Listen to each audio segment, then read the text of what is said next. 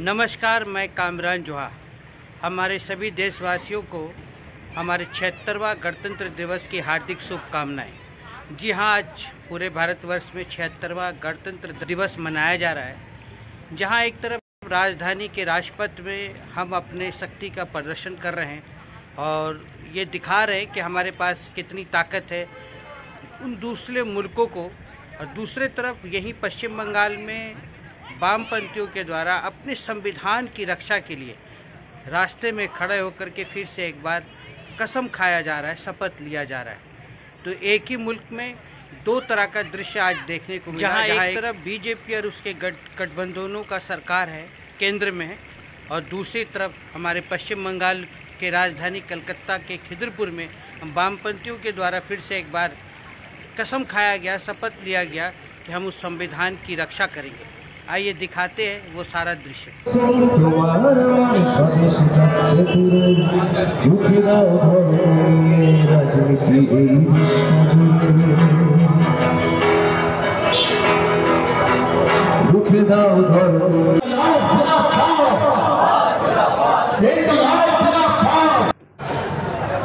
যে ৭৬ বছর পরেও আমাদেরকে শপথ গ্রহণ করতে হচ্ছে সংবিধানকে রক্ষা করবার জন্য।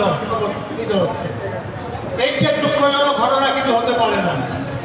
আজকে যারা শাসক দল দিল্লিতে আছে তাদের হাতে আজকে সংবিধান বিবর্ণ, শুধু সংবিধান বিবর্ণ নয়, সে সংবিধান রচয়িতা বাবা সাহেব আম্বেদকর, তার বিরুদ্ধে কুরুচিকর আক্রমণ করা হচ্ছে শাসক দলের পক্ষ থেকে।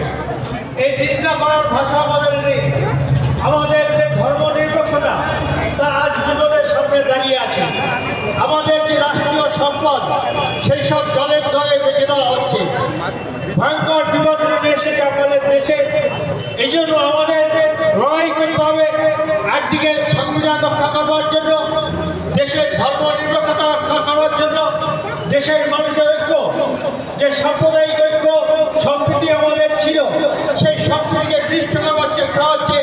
সেই সম্প্রীতিকে আমাদের রক্ষা করবার জন্য আমাদের শপথ গ্রহণ করতে হচ্ছে। আমরা শুধু শপথ গ্রহণ করার মধ্যে দিয়ে থেমে থাকতে চাই না।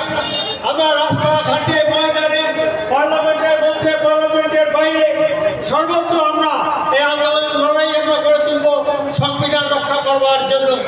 আসুন আজকে আমরা এই ৭৬তম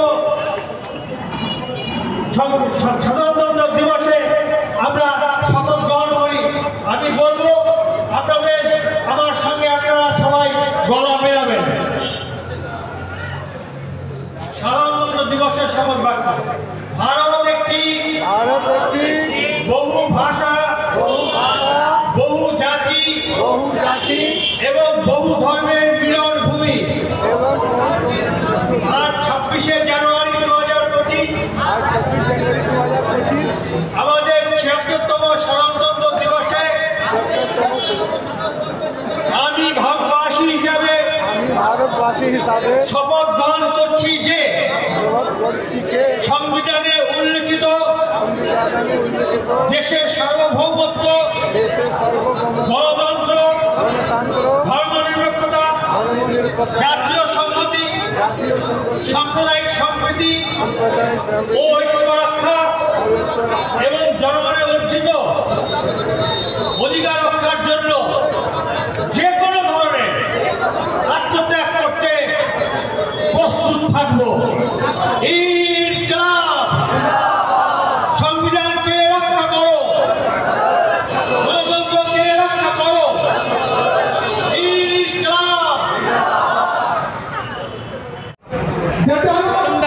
আজকে এই খিদিরপুর মোড়ে আবার একবার সংবিধানকে রক্ষা করার জন্য একটা শপথ নেওয়া হলো। সেটা কীরকম লাগে না একটা, কি ৭৬ বছর পর আবার এইরকম শপথ নিতে হচ্ছে আমাদেরকে রাস্তায় দাঁড়িয়ে? একদম ঠিক বলেছেন যে আজকে সাধারণতন্ত্র দিবস ৭৬তম। এই ৭৬তম সাধারণতন্ত্র দিবসে সংবিধান রক্ষার জন্য শপথ গ্রহণ করতে হচ্ছে, এ আমাদের বড্ড লজ্জার কথা। আজকে যে শাসক দল আছে তাদের হাতে সংবিধান বিপন্ন। আজকে আমাদের যে যুক্তরাষ্ট্রীয় কাঠামো, আমাদের যে সাম্প্রদায়িক সম্প্রীতি আজ ধ্বংসের মুখে দাঁড় করে দিচ্ছে এবং সংবিধান রচয়িতা বাবা সাহেব আম্বেদকরের প্রতি যে কুরুচিকর মন্তব্য করা হচ্ছে, এটা ভয়ঙ্কর বিপদ। সংবিধানে যে কথা বলা আছে তাকে উল্লঙ্ঘন করে এক দেশ এক ভোট এই যে ব্যবস্থা করার চেষ্টা করছে, এই সবটাই হচ্ছে সংবিধান বিরোধী।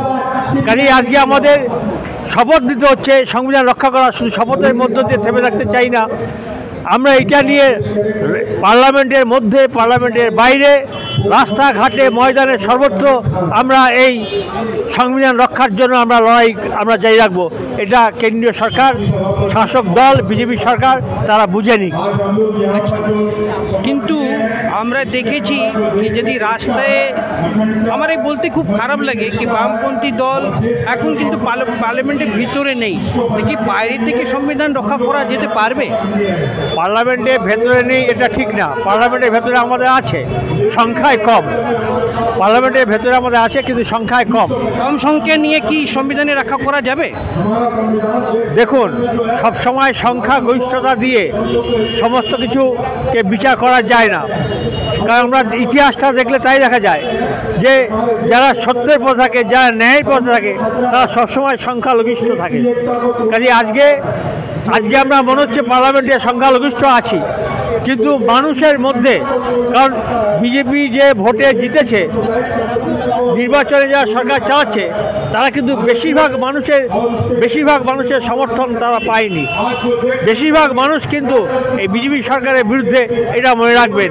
অর্থাৎ বিরোধী শক্তি ভাগ হয়ে আছে। আমরা চাইছি সব শক্তিকে এক করে নিয়ে আমাদের লড়াইকে, সংগ্রামকে এগিয়ে নিয়ে যেতে। নিশ্চয়ই আমরা পারব। Okay sir, thank you.